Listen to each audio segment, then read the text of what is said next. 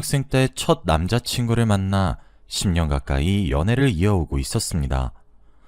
남자친구도 제가 첫사랑이고요. 사실 고등학생 때 연애하는 게 쉽지가 않았어요. 일반적인 이유에서가 아니라 남자친구 집안 때문에요. 남자친구는 집안 형편이 좋지 못해서 무조건 자식이 집안 일으키길 바라는 딱 그런 부모님을 두고 있었거든요. 그러다 보니 남자친구네 부모님은 엄청 가부장적인데다가 남자친구를 이리저리 자기들 입맛대로 구속하려는 경향이 강하셨어요. 그래서 남자친구는 저와 사귀고 있다는 사실도 자기 부모님께 말씀드리지 못했었죠. 밝히는 순간 과장이 아니라 정말로 자기가 집에서 쫓겨나게 될지도 모른다고 제게 부탁을 하길래 저도 남자친구가 부모님께 혼나는 건 싫어서 그러자고 했었죠. 그런 반면 저희 집은 아버지가 중소기업체를 하나 운영하고 계셔서 나름대로 여유있고 화목한 분위기였습니다. 저희 부모님은 학생 때 이성교제하는 것도 불건전하지만 않으면 괜찮다고, 부모라고 자식 인생에 다 관여할 수 있는 것도 아니라며 비교적 개방적이셨습니다. 그래서 용돈 받아 연애하는 형편이었던 저와 남자친구는 데이트 비용을 아끼려고 저희 집에서 자주 같이 공부하거나 놀고 그랬어요. 그러다 보니 저희 부모님이랑 남자친구랑도 자주 만나게 되고, 남자친구를 만나보신 부모님도 요즘 아이답지 않게 예의도 바르고 공부도 잘하니 마음에 든다면서 대체 어떻게 사귀게 된 거냐고 저보고 놀리기까지 하셨죠. 남자친구도 자주 뵙는 저희 부모님께 깍듯하게 예우하고 가끔 저희 집 외식에 끼기까지 하면서 어떻게 보면 한 가족처럼 두텁게 지냈었어요. 남자친구를 좋게 보신 저희 부모님이 여행 갔을 때나 어디 멀리 외출을 했을 때 남자친구 줄 것까지 알아서 챙기셨으니 말 다 한 거죠. 남자친구는 자기 집이랑은 전혀 다른 화목한 모습을 보고 많이 놀라기도 했고 부러워하기도 했죠. 일반적으로 학창시절에 하는 연애는 기간이 짧기 마련인데 저희는 의외로 대학에 가서도 졸업하고 나서도 교제를 이어갔어요. 그러는 사이 저희는 고등학생에서 대학생으로, 대학생에서 저는 수의사로, 남자친구는 사법고시생이 되었죠. 남자친구는 자기 부모님 바램대로 검사가 되기 위해 법대에 들어가서 사법고시를 계속 준비하고 있었어요. 그러는 동안 따로 벌이가 없었던 남자친구 대신 동물병원에서 근무하고 있던 제가 남자친구 뒷바라지를 전부 했었죠. 데이트하면서 쓰는 돈도 전부 제가 냈고, 남자친구가 공부하면서 쓰는 교재비며 학원비며 생활비까지 전부 제가 책임졌어요. 네가 그러면 남자로서 내가 뭐가 돼? 됐어. 넌 공부에만 집중해서 빨리 합격해. 나도 공짜로 하는 거 아니야. 너 합격하고 검사 남편 가지고 싶은 마음으로 하는 거지. 처음엔 자존심 상한다며 그러지 말라던 남자친구도 청혼 아닌 청혼 같은 제 발언에 깜짝 놀라다가 엄청 좋아하면서 알겠다고 한마디 하고는 다시 공부에 집중하더라고요.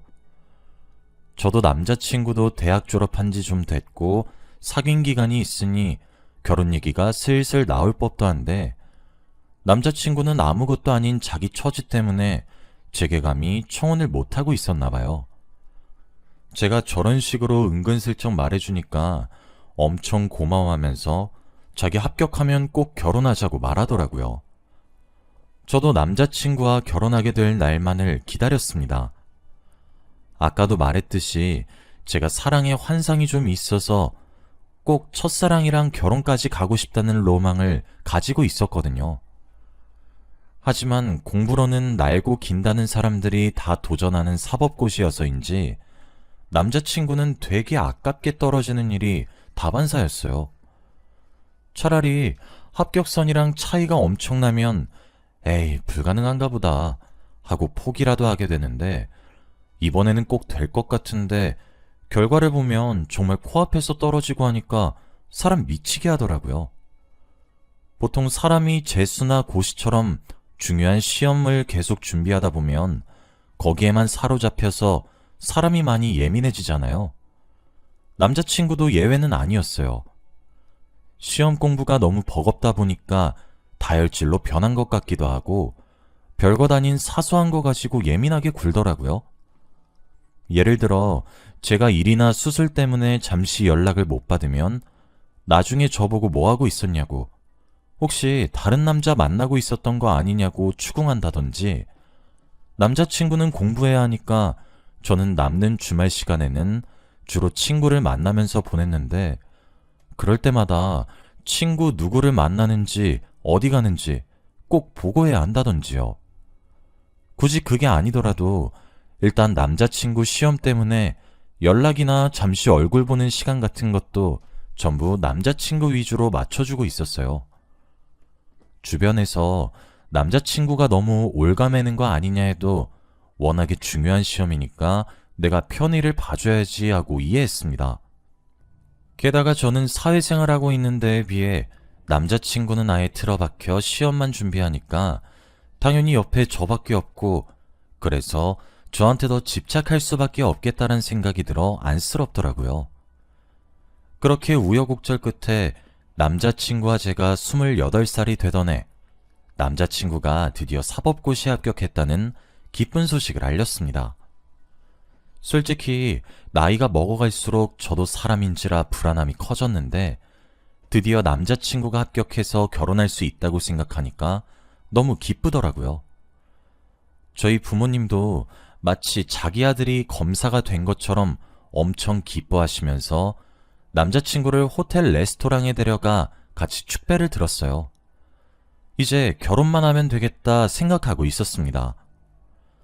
저도 아버지가 차려주신 동물병원에서 수의사로 일하고 있었고, 남자친구도 이제 검사니까 더 이상 저희의 결혼을 가로막을 장애물 같은 건 없다고 생각했어요.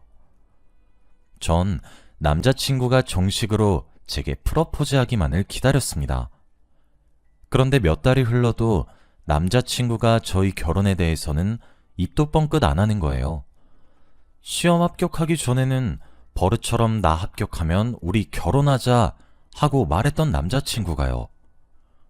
결국 기다리다 지쳐서 제가 먼저 남자친구에게 말을 꺼냈습니다. 근데 있잖아, 우리 결혼은 어떻게 되는 거야? 걱정하지 마. 나 자리 잡으면 서로 부모님한테 바로 말씀드리자. 전 바보같이 그 말만 믿고 또 하염없이 기다렸어요.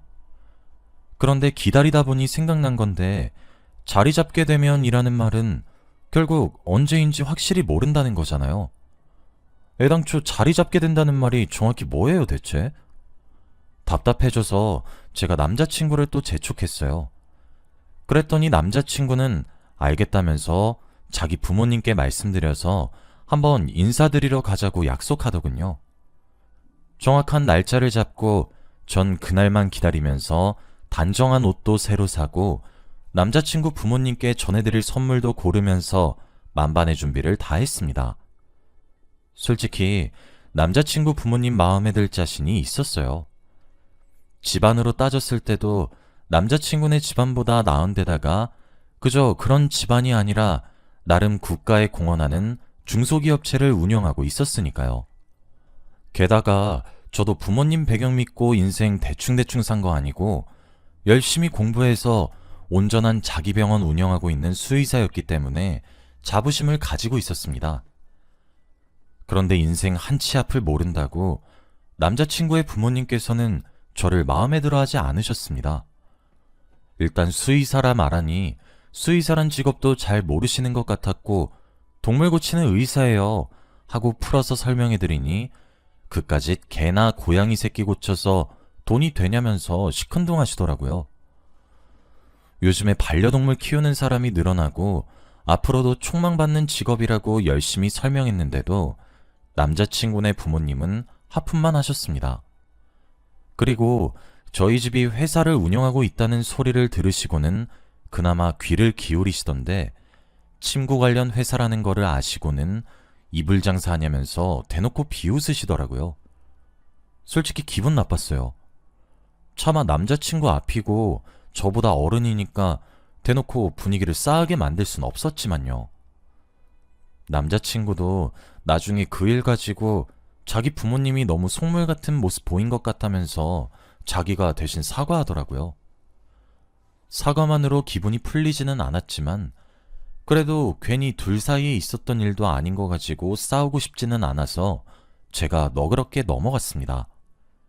그리고 이런 일이 있었다고 해서 남자친구와의 결혼 생각을 아예 접은 것도 아니었고요. 그런데 기어코 제가 보면 안 될 장면을 목격하고 말았습니다. 지금 생각하니까 오히려 제가 목격한 게 천운이었던 것 같아요. 저랑 각별한 사이인 이모가 몇 년 전에 미국으로 이민 가셨다가 잠깐 한국에 들어왔대서 머물고 있는 호텔에서 만나서 같이 밥 한 끼 먹기로 약속했거든요. 차 막힐 거 감안하고 일찍 출발을 했는데 예상외로 일찍 도착해서 호텔에 있는 카페에 앉아서 혼자 시간 죽치고 앉아 있었습니다. 그런데 저 멀리 입구에서 정장까지 차려입은 남자친구가 들어오는 거예요. 남자친구가 여긴 웬일인가 싶어 그쪽으로 다가가려고 일어나려는데 바로 입구 앞쪽 테이블에 혼자 앉아있는 여자한테 반갑게 웃으면서 다가가더군요. 옷에 걸친 거 하며 메고 있는 가방까지 멀리서 봐도 부잣집 아가씨라는 인상을 팍팍 풍기는 여자였어요. 가만 앉아서 지켜보니 처음 만난 사이인데도 어색하게 계속 웃는 거를 보니 어쩐지 선짜리 같은 느낌이 팍팍 들더라고요. 그날 이후 바쁘다는 핑계로 저와의 결혼 얘기는 계속 미루고 있던 주제에 저 몰래 다른 여자랑 선을 보고 있다는 걸 알게 되니 부하가 치밀었어요. 그러다 문득 내가 잘못한 것도 아닌데 왜 숨어서 이걸 지켜보고 있지 하는 의문이 들어 당당하게 그쪽으로 다가갔습니다. 남자친구는 제 얼굴을 보고 하얗게 질려 말까지 더듬고 여자는 아는 사람이냐며 남자친구에게 묻더라고요. 네, 제가 이 남자 여자친구 되는 사람이거든요? 죄송한데 혹시 지금 뭐 하는 건가요? 하고 제가 말하니 상대 여자는 어이없다는 듯 남자친구를 보다가 뭐 이딴 망신이 다 있냐며 자기 앞에 노인물을 냅다 남자친구에게 끼얹고 그 자리를 떠나더라고요. 남자친구는 어푸하면서 얼굴에 있는 물을 닦아내고 자기를 잔뜩 노려보고 있는 제게 해명하기 시작했습니다. 자기 부모님이 저와의 결혼을 반대하고 있고 자기는 싫다고 하는데도 자꾸 다른 여자랑 선을 잡아서 그동안 다 무시했다가 자꾸 이런 식으로 부모 체면 깎아먹을 거냐고 이번 한 번만 선자리에 나가기만이라도 해달래서 정말 이번 한 번만 나온 거고 처음 나온 거라고 하더군요. 저한테 미리 말할 수도 있었겠지만 이해해 줄 것 같지도 않았고 상황 설명을 하려면 부모님이 결혼을 반대하고 계시다는 이야기를 해야 하는데 그러면 제가 상처받을까봐 걱정돼서 말 못했다고요. 남자친구가 거짓말하고 있는 것처럼 들리지는 않았어요. 남자친구 부모님께 너무 실망했죠. 남자친구는 최대한 부모님 심기를 거스르지 않는 선에서 저와 결혼하려고 노력하는 중이니 제발 자기를 믿어달라고 애원했어요. 남들이 보기엔 답답하다고 할 수 있겠지만 그렇게 말하는 남자친구의 눈빛은 진심 같아서 한 번 더 믿고 싶어졌어요. 다행히 남자친구는 그 후로 전처럼 결혼 이야기를 회피하지도 않더군요. 저를 반대하시던 자기 부모님도 어떻게 구워 삶았는지 이제야 두 집안 사이에서 진지하게 결혼 이야기가 오고 갔죠. 그런데 남자친구 부모님이 검사면 대기업 회장 사위까지도 될 수 있는데 자기 아들이 때를 써서 손해보는 결혼하게 됐다면서 솔직히 자기 아들 검사로 제대로 키워낸 값은 톡톡히 받아야겠대요. 그러면서 자그마치 제게 10억을 요구하셨어요. 처음에 그 소리를 듣고는 정말 헛웃음밖에 안 나오더라고요. 고등학생 때부터 남자친구와 사귀어오면서 남자친구가 자기 부모님에 대해 얘기해 준 게 있어서 아는데 사실 남자친구 부모님은 남자친구한테 해준 게 뭐 없거든요. 따지고 보면 저녁도 저랑 같이 공부하면서 늘 저희 집에서 챙겨줬고, 사법고시 준비할 때 필요한 것도 전부 제가 돈을 대줬었고, 그거 말고도 저희 부모님이랑 제가 남자친구에게 해준 이런저런 소소한 것들을 합하면 별거 아니라 생각해도 의외로 꽤 되거든요. 물론 진지하게 돌려받을 생각으로 한 것도 아니고 그냥 제가 좋아서 해준 거긴 했지만요. 아무튼 요점은 남자친구 검사되는 데에 있어서 남자친구 부모님은 딱히 기여한 바가 없다는 거예요. 오히려 남자친구는 집에 있으면 자기 부모님이 부부싸움을 하고 자기한테 이래라 저래라 간섭하는 것 때문에 골아파서 공부 방해된다고 늘 집에 나가서 공부하던 사람이에요. 그런데 자기들이 잘 키워서 검사 만든 것 마냥 으스대고 있으니 솔직히 어이가 없더라고요. 근데 더 웃긴 건 뭔지 아세요? 제가 그때는 진짜 귀신에 씌었는지 어쨌는지 10억을 마련해서 그걸 남자친구 부모님한테 갖다 바쳤다는 거예요.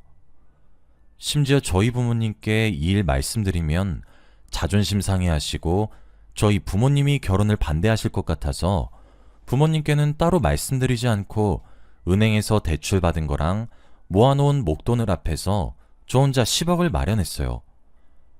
그랬더니 남자친구 부모님 입 찢어져라 웃고 싶은 거 겨우 숨기면서 그제야 결혼 날짜 잡자고 고고한 척 그렇게 말씀하시더라고요.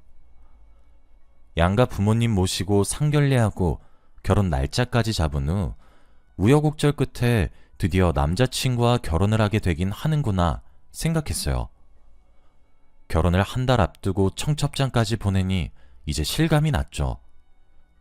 그런데 며칠 안 있어 제가 청첩장을 보냈던 친한 친구로부터 할 말이 있으니 만나자고 연락이 오더라고요. 그 친구랑 오래전부터 친했었는데 그동안 일이랑 결혼 준비에 파묻혀 사느라 연락할 여유나 만날 기회가 없었기 때문에 반갑고 그리운 마음으로 친구를 만나게 되었습니다. 그런데 막상 친구의 얼굴을 보니 안색이 별로 안 좋더라고요. 무슨 일 있냐 물으니 친구가 대뜸 지금부터 자기가 할 얘기 듣고 너무 놀라지 말라고 저보고 현명하게 처신 잘했으면 한다고 말하는 거예요. 뭔데 그러냐고 재촉하니 우물쭈물하던 친구도 그제서야 입을 열었죠. 친구가 카페 테이블에 웬 청첩장을 쓱 내밀더군요. 열어서 펴보니까 제가 친구에게 보낸 저와 남자친구의 결혼식 청첩장이었어요. 이건 갑자기 왜? 하고 영문을 모르겠다는 듯 물으니 친구가 다른 종이를 하나 더 꺼내더군요. 그것도 느낌상 청첩장 같았어요. 한번 펼쳐서 안에 내용 봐봐. 친구의 말에 청첩장을 펼쳐보니 그 청첩장은 저보다 일주일 먼저 잡힌 결혼식인데 자세히 보니 신랑 이름이 제 남자친구 이름과 똑같은 거예요. 동명이인인가 싶었는데 신랑 부모님 이름을 보니 역시 남자친구 부모님 성함과 똑같더군요. 제가 뭔가 잘못됐다는 듯 청첩장을 뚫어져라 보고 있으니 제 친구가 말해주더군요. 친구네 집안도 법조계와 연이 닿아 있어서 남자친구의 다른 결혼식 청첩장을 먼저 받았는데 그 후에 제 청첩장을 받아보니 신랑 이름이며 신랑 부모님 이름까지 똑같아서 뭔가 무시하고 넘어가기엔 이상해서 고민 끝에 제게 연락하게 되었다고요. 그리고 또 하는 말이 저 말고 남자친구와 식을 올릴 다른 여자네 집안이 할아버지가 전직 판사에 아버지는 현직 판사, 어머니는 대기업 총수 조카인 어마어마한 집안이라고 하는 거예요. 아무래도 집안 때문에 저를 속이고 다른 여자랑 결혼하려는 것 같다면서요. 친구의 이야기까지 전부 듣고 나니 그동안 남자친구가 저 몰래 선보러 다닌 거며 묘하게 결혼 진행이 늦어지던 것까지 전부 이해가 되더라고요. 예비시댁, 아니 그 자식 집안에서 요구한 10억도 저랑 결혼할 생각도 없었으면서 홀라당 받아먹으려고 한 것 같았는데 전 그것도 모르고 그 남자랑 결혼하고 싶어서 그걸 갖다 바치고 진짜 제 스스로가 너무 미워지더군요. 그렇게 자책의 늪에 빠지려던 절 붙잡아 준 게 제 친구였어요. 친구가 이대로 당하고만 있을 거냐고, 미리 알게 된 이상 가만히 두고 볼 수 없다고 그 자식 결혼식에라도 가서 같이 깽판 치자고 해주더군요. 그 말에 용기를 얻어 친구와 함께 그 자식의 결혼식 날 결혼식장을 찾아갔습니다. 원래 제 결혼식에 입으려 했던 웨딩드레스를 입고요. 거의 발목까지 오는 긴 코트를 입고 화장실에 숨어 있었어요. 그러다 식장에 앉아있던 친구의 문자를 받고 결혼식장 문을 벌컥 열어 제끼며 식장 중앙으로 달려갔습니다. 웨딩드레스를 가리려던 코트도 벗어던졌죠. 모든 사람의 시선이 저한테 집중됐고, 그건 그 자식이랑 그 자식과 결혼하려던 여자도 마찬가지였어요. 네가 여기로 어떻게? 어떻게 날 두고 결혼을 해? 우리 결혼식이 다음 주인데. 우리 뱃속아이한테 미안하지도 않아? 이러면 안 돼. 그동안 너 판사 만든다고 우리 집 재산 축낸 거 하며 너희 부모님이 우리 결혼 조건으로 나한테 10억 요구하셔서 그거 내가 갖다 바친 거 알고는 우리 엄마 아빠 지금 쓰러져 계시는데 어떻게 이럴 수가 있어? 네가 사람이야? 제가 식장이 떠나가라 오열하는 척하며 큰 소리로 그 자식에게 외쳤습니다. 기왕 깽판 치는 거 제대로 하려고 어느 정도 각색을 거쳤던 내용인지라 모든 사람들이 눈을 땡그랗게 뜨면서 저와 그 자식을 번갈아 보더라고요. 그 자식도 예상치 못한 저의 난입에 당황한 것 같았습니다. 그러자 신랑 측 부모석에 앉아있던 그 자식 부모님이 제게 와서는 거리낌도 없이 뺨을 찰싹 때리시더라고요. 그 힘이 너무 세서 순간 균형을 잃고 휘청인데다 드레스를 입고 있었던지라 바로 넘어졌죠. 그리곤 제 드레스 자락을 마구 짓밟으시면서 말씀하셨습니다. 이게 어디라고 여길 와? 한 번 더 맞아봐야 정신 차리겠어? 오냐? 좋을 대로 해주마. 그러면서 다시 손바닥을 치켜들어 바로 내리치려고 하셨죠. 당연히 또 맞을 줄 알고 눈을 질끈 감고 있었는데 볼에 아무런 감각이 없는 거예요. 뭔가 싶어 살며시 눈을 뜨니 그 자식과 결혼하려던 여자가 팔뚝을 잡고 막아주고 있었습니다. 그리곤 말하더군요. 지금 뭐 하는 짓이에요? 진짜 수준 안 맞아서 못 해먹겠네. 이상하게 결혼 서두를 때부터 알아봤는데 나 참 결혼하자고 애원하면서 우리한테 10억 갖다 바친 것도 다 이분한테서 뺏은 거였나봐요? 그렇지 않아도 저희 부모님이 뜯어 말리셨는데 이 결혼 없던 일로 하죠? 신부 측 부모석에서도 두 사람이 일어나시더니 체면 구겨지게 뭐하는 거냐며 용서하지 않겠다며 두고 보라고 그렇게 한마디씩 한 다음 그 자식을 노려본 후 결혼식장을 빠져나가더군요. 신부 측 하객들은 절반이 저마다 웅성거리면서 기분 나쁘다는 듯이 자리를 빠져나갔습니다. 그러자 그 자식이 그 여자분 앞에 무릎 꿇으면서 손이 발이 되도록 빌더군요. 그래도 어떻게 결혼식 하는 도중에 파혼을 해. 다시 생각하자. 제발 이렇게 빌게. 이 일 소문나면 앞으로 누가 나랑 결혼하려고 하겠어. 어? 한 번만 봐주라. 그걸 한심하다는 듯 듣고 있던 여자분은 그 자식을 내려다보면서 또 한마디 했어요. 아니, 이런 짓을 벌이고도 계속 결혼하고 싶은 생각이 들어? 염치가 없어도 이렇게 없는 자식은 처음 보네 진짜. 하기야 누가 감히 너랑 결혼하려고 하겠어? 이참에 평생 혼자 살다 죽어. 넌 그게 어울려. 그리고 제게 연락처를 알려주면서 나중에 연락하라고 하고는 식장을 나갔습니다. 저도 친구와 함께 식장을 빠져나와 집으로 돌아갔죠. 그 자식이며 그 자식 부모님이며 핸드폰에 불이 나도록 전화를 해댔는데 딱히 듣고 싶은 목소리도 아니고 받아봤자 좋을 일도 없을 것 같아 받지 않았어요. 그리고 아까 식장에서 그 여자분이 남긴 전화로 연락을 했죠. 목소리를 들어 보아하니 그 여자분인 것 같았어요. 아까 식장에서 뵌 분 맞죠? 솔직히 고마웠어요. 하마터면 그런 저급한 사람들이랑 평생 한 가족으로 살 뻔했네요. 전화하라고 한 건 돈 돌려주려고 그런 거예요. 그쪽이 그놈 집안에 갖다 바친 10억 고스란히 그 집안에서 우리 집으로 갖다 바쳤거든요. 다시 돌려드릴게요. 이게 맞는 거니까. 그 여자분은 다행히 상식이 있는 분이셨어요.